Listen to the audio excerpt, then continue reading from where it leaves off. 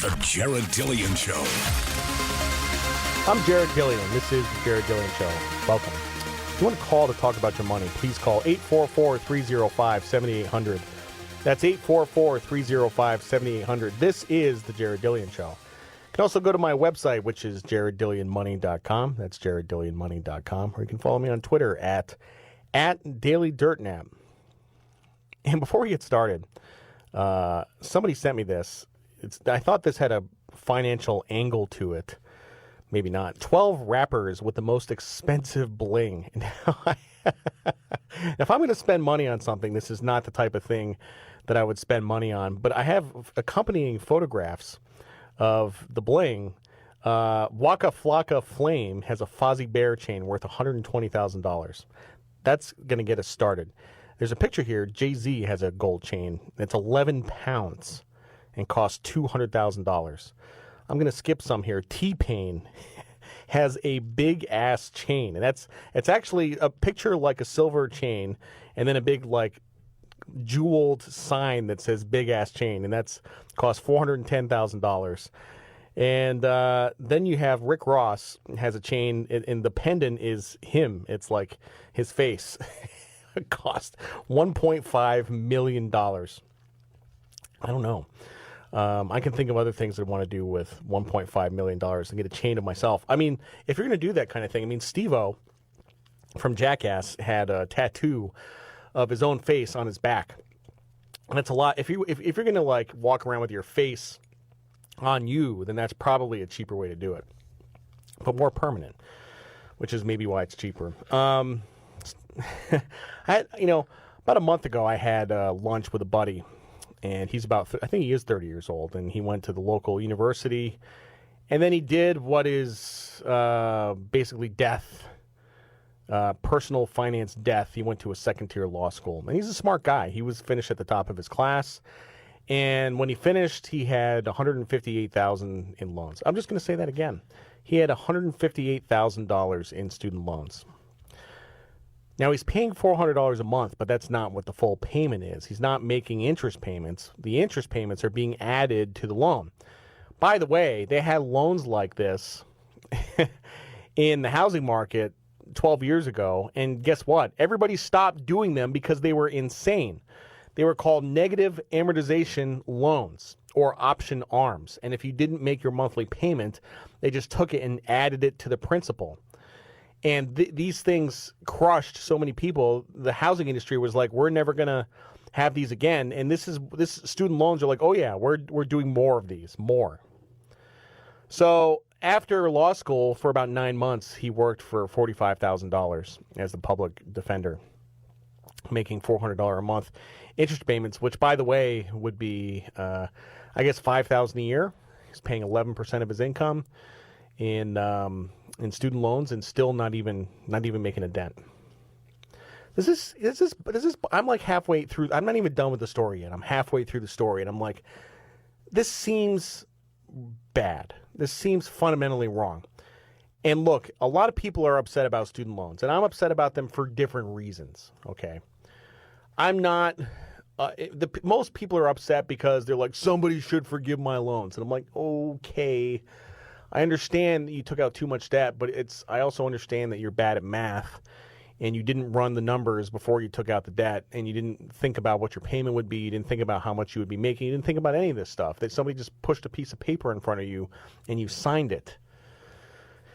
I don't have a lot of sympathy for that. I don't.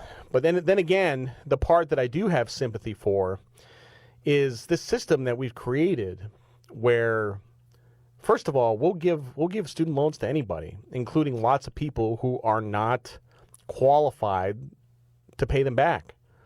We're giving loans to people who are bad credits. Now, if the free market were involved here, we would be giving loans to people who were good credits, not bad credits, and some people wouldn't have access to credit, and those people wouldn't go to school. But we find that distasteful because we say everybody should go to college, everybody should go to school, regardless of their ability to pay. So that's our value system. That's our value system. And because of that, we have a lot of people with a lot of debt that they're never going to be able to repay. And the other part of this, if this were also a free market, these loans would be I can't believe this. Let me tell you about my friend. He has $158,000 in student loan. If he doesn't pay it, what happens? Does he go bankrupt? Can he discharge it? No, he can't. He can't get rid of the debt no matter what. It just gets bigger and bigger and bigger. Now, in other kinds of loans, if you don't pay your mortgage, they kick you out, they take the house, they sell it, they recover whatever they can. But basically, you go bankrupt and you screw the bank. And you punish the bank for making a bad credit decision.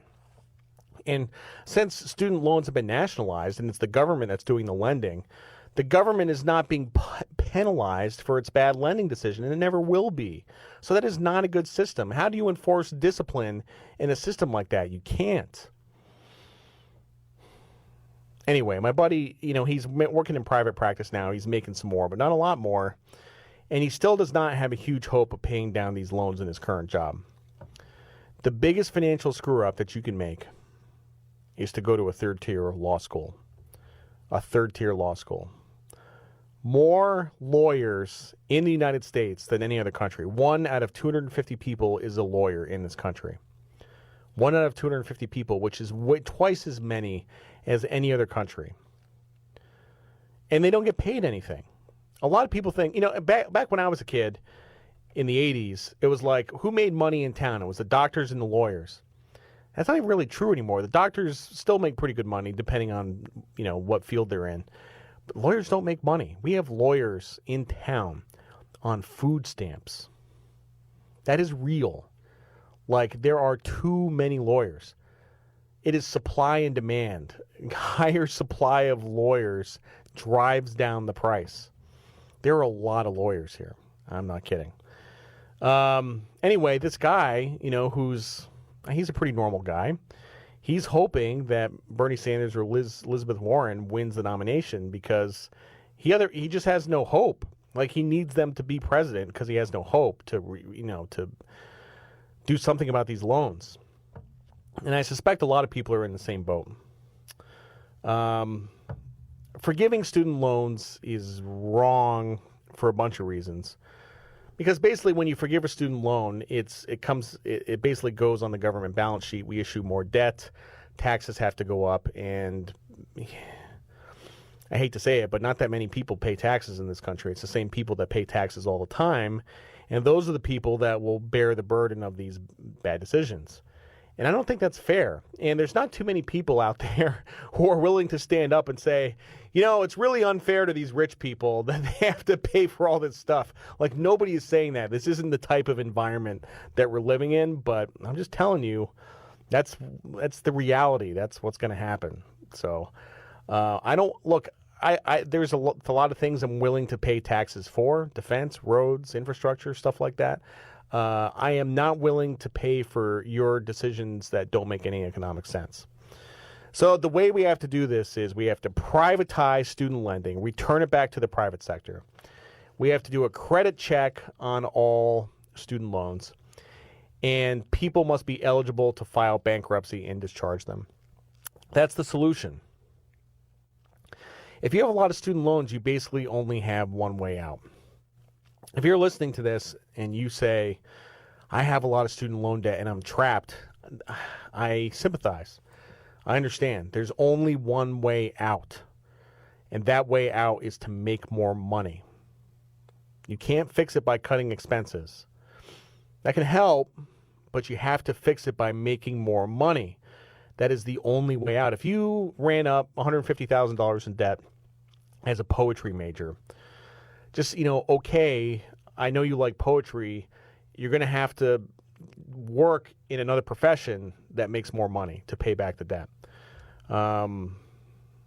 Yeah.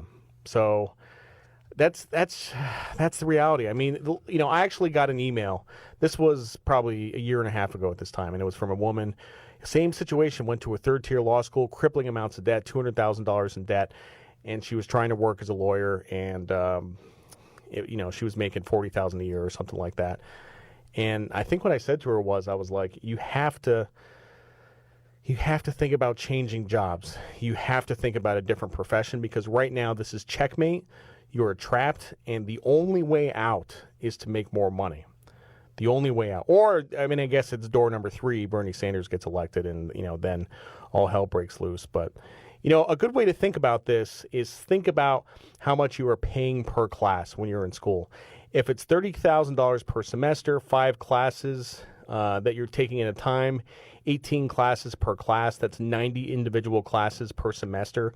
That's $333 per class. Are you getting $333 per class in educational value? If not, what are you doing in college? And this is the personal finance problem of our time.